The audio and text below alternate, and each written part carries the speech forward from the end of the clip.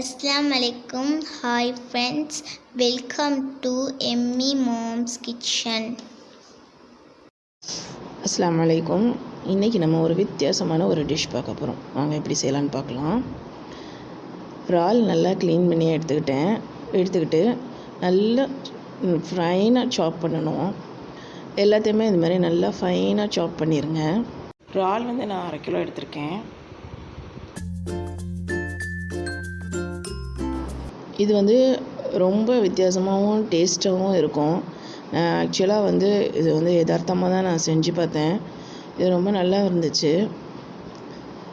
இது கூட கொஞ்சம் சின்ன வெங்காயம் அதில் ஒரு 1/4 கப் எடுத்துக்கோங்க. ரொம்பலாம் வேண்டாம், ரொம்ப கொஞ்சமாக இருந்தால் போதும். அது கூட முக்கியமான ஒரு ஐட்டம் என்னென்னு பார்த்தீங்கன்னா 2 குடமிளகா. இதுதாங்க இதுக்கும் முக்கியமான இன்க்ரீடியன்ஸ் தேவைப்படுறது. இப்போ நம்ம ஒரு கடாயில் எண்ணெயை ஊற்றிக்கலாம். ஒரு 3 டேபிள் ஸ்பூன் எண்ணெய் ஊற்றிக்கோங்க. அது நல்லெண்ணெய் இருந்தால் கூட ஓகே தான்.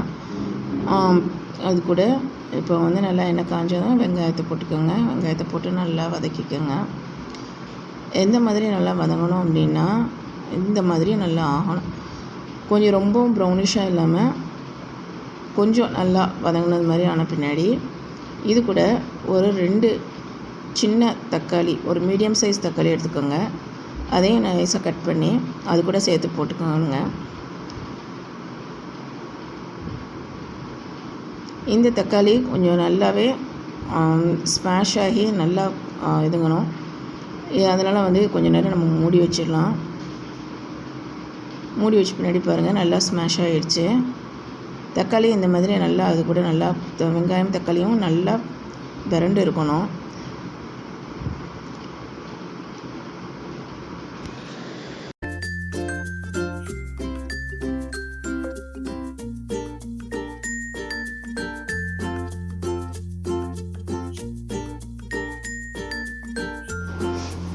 இப்போ இது கூட 2 டேபிள் ஸ்பூன் இஞ்சி பூண்டு பேஸ்ட் போட்டுக்கோங்க.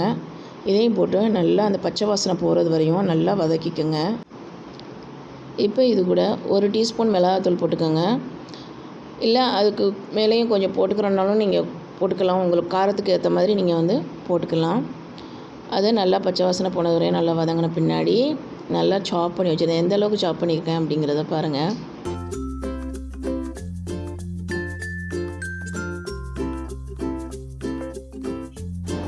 பாருங்கிறால எந்த அளவுக்கு நான் சாப் பண்ணியிருக்கேன்ட்டு. இது கூட நல்லா வதக்கி விட்டுக்கோங்க.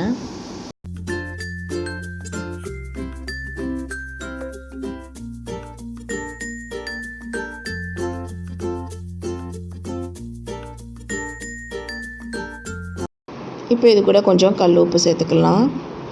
நான் கல் உப்பு தான் யூஸ் பண்ணுவேன். இதை இப்போ கொஞ்சம் நேரம் மூடி போட்டு நல்லா மூடிடலாம். நல்லா வதங்கட்டும். நல்லா இந்த மாதிரி வெந்த பின்னாடி இப்போ இது கூட நம்ம குடமிளகாயை நல்லா கட் பண்ணி வச்சுக்கிறோம் இல்லையா, கேப்சிகம், அதை சேர்த்துக்கலாம். ஏன்னா கேப்சிகம் அந்த தண்ணியோடு சேர்த்து போட்டமாக்கும் கேப்சிகம் ரொம்ப குழஞ்சாப்புலையும் போயிடும்.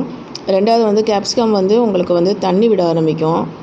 அதனால் அந்த இறால் அதனுடைய தண்ணியெல்லாம் நல்லா வற்றின பின்னாடி கேப்சிகமாக போட்டுக்கலாம். பாருங்கள், கேப்சிகமும் நல்லா வதங்கிடுச்சு. ரொம்ப சிம்பிளான ஒரு டிஷ்ஷுங்க, ஆனால் ரொம்ப டேஸ்டியாகவும் இருந்தது.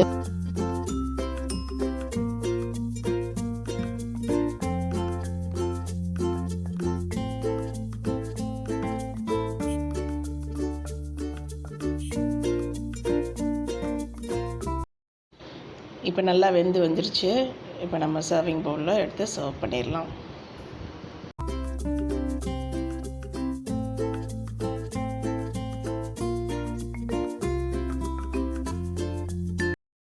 இந்த வீடியோ பிடிச்சிருந்தா கமெண்ட் பண்ணுங்கள், லைக் பண்ணுங்கள், ஷேர் பண்ணுங்கள். புதுசாக இந்த வீடியோவை பார்க்குறவங்க சப்ஸ்கிரைப் பண்ணுங்கள். தேங்க்ஸ் ஃபார் வாட்சிங்.